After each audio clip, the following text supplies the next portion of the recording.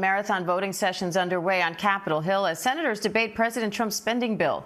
Some Senate Republicans are pushing back on the so-called big, beautiful bill. Now senators are getting the opportunity to offer an unlimited number of amendments to the bill.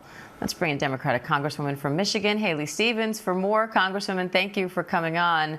Democrats have blasted cuts to Medicare and SNAP included in this bill, but the White House says voting against the bill will mean a $4 trillion tax increase. Are you worried about the impact on tax cuts if it doesn't go through?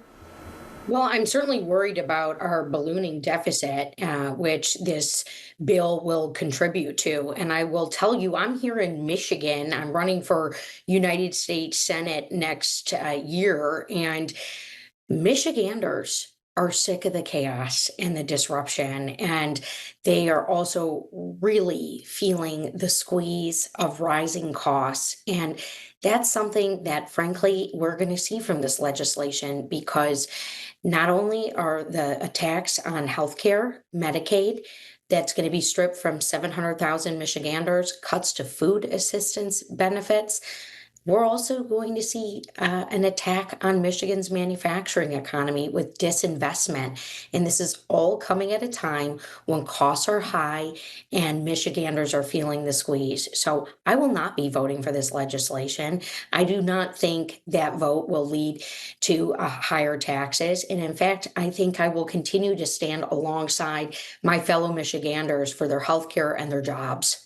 You flipped your district from Republican to Democrat in 2018, and you're running for Senate in the 2026 midterms. If this bill gets through the Senate, do you plan to work with Republicans in the reconciliation process? Well, look, I have an incredibly bipartisan track record. I played a lead role in getting bipartisan legislation done in the Congress with the CHIPS and Science Act. I got my first bipartisan piece of legislation done within my first year in Congress. And in fact, I was just named the most effective Democrat in Michigan as a lawmaker. And so there are plenty of opportunities for reaching across the aisle, particularly on proven industrial policy plans for our supply chain, especially around critical rare earth elements and lessening our dependence on China for those critical minerals. I also serve on that select committee on strategic competition with the Chinese Communist Party. So I'm also running for Senate based on my effective, proven background, but also my ability to do what I've always done, and that's win for Michiganders, standing up for our rights, as well as standing up to the chaos and cost increasing initiatives that the Trump administration is pushing forward. Your Stop Trump's Abuse of Power Act would make it illegal for the president to deploy active duty forces to a state without a direct request from the governor. Now, President Trump says he needed to deploy the National Guard and the Marines to Los Angeles because protests there were out of control and to protect federal agents doing their job. What's your response to that? And do you think you can get bipartisan support enough to pass this bill? Look, that's the consistent gaslighting that we've been getting from this administration and the president as he continues to overstep and commit abuses of power. And when local law enforcement, like what happened in California earlier this month, and state officials are saying to the president, please do not deploy the United States military on fellow Americans, that will only escalate things. It will only escalate a situation that they believe they had under control. That's an overstep. And so I found loopholes in the letter of the law. And again, I'm a proven and effective federal lawmaker, proudly representing the people of Michigan.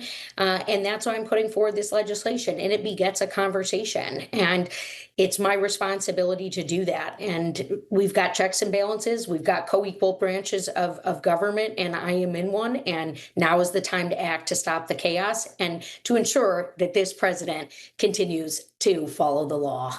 All right, Democratic Socialist Zohran Mamdani is the front runner for New York City mayor now. He's faced some criticisms for how he'll pay for proposals like rent freezes and free buses. And now he's making headlines for saying there shouldn't be billionaires. Republicans have been trying to tie his views to the Democratic Party in general in that direction. What do you think of his proposals? And do you worry that his success could potentially be used against you, especially in a swing state? Well, I worry about the rising costs that are continuing to hit Michiganders who are putting their grocery bills on credit cards and wondering how they're going to pay for their kids' sports seasons.